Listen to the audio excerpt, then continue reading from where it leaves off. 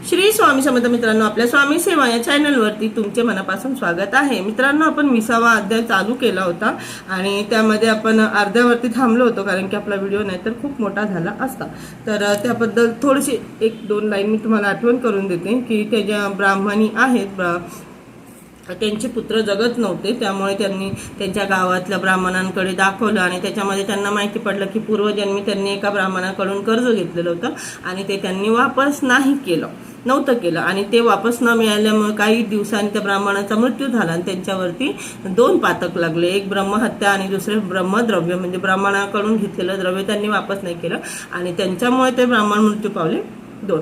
तर त्यांना त्या ब्राह्मणांनी सांगितलं होतं की तुम्ही औदुंबर क्षेत्री जा, तिथे गुरूंच्या चरणाची आराधना करा, तर तुम्ही 1 महिनाभर जर तुम्ही असं केलं तर तिथून पुढे तुमचे काम होतील, म्हणजे त्यांचे जे पुत्र जगत नव्हते ते पुढे जगू लागतील। तर इथे आपण थांबलो होतो, आता आपण बोलूया पुढे।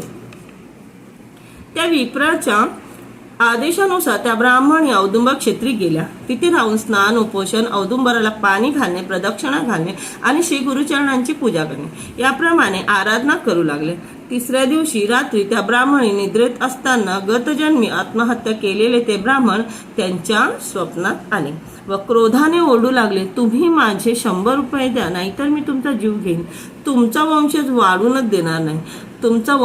वाढून देणार नाही। या आराधनेने तुम्हाला काही साध्य होणार नाही, अशा प्रकारे धमकावून ते त्यांना मारण्यासाठी धावले। तेव्हा घाबरलेल्या ब्राह्मणी मार चुकवण्यासाठी औदुंबराच्या आड गेल्या।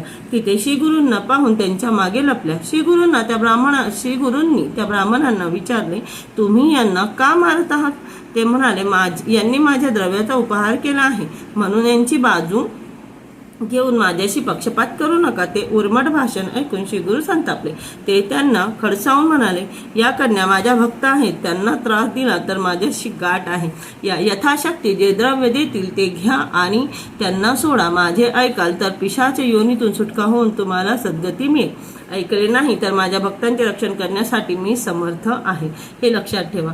ते ऐकून ते वरमले आणि त्यांनी श्रीगुरूंना वंदन करून त्यांचे म्हणणे मान्य केले। श्रीगुरू त्यांना म्हणाले, या ब्राह्मणींनी तुमचे उत्तर कार्य केल्यावर तुम्हाला सद्गती मिळेल, म्हणून द्रव्यासाठी अडून बसू नका। यथाशक्ती जे देतील त्यावर समाधान माना। मग ते ब्राह्मणींना म्हणाले, साध्वी, या आराधनेने तुम्ही ब्रह्महत्येच्या पातकातून मुक्त व्हाल। हा ब्रह्मसंबंध तुम्हाला त्रास देणार नाही, तुम्हाला पूर्णायुषी कन्या व पुत्र होतील, तुमचे कल्याण होईल। या स्वप्न दृष्टांताने त्यांना धीर दिला। त्या ज्या ब्राह्मणी आहेत त्यांना जी सेवा सांगितली होती की तुम्ही महिनाभर औदुंबराची सेवा करा, त्याप्रमाणे ते जेव्हा सेवा त्यांनी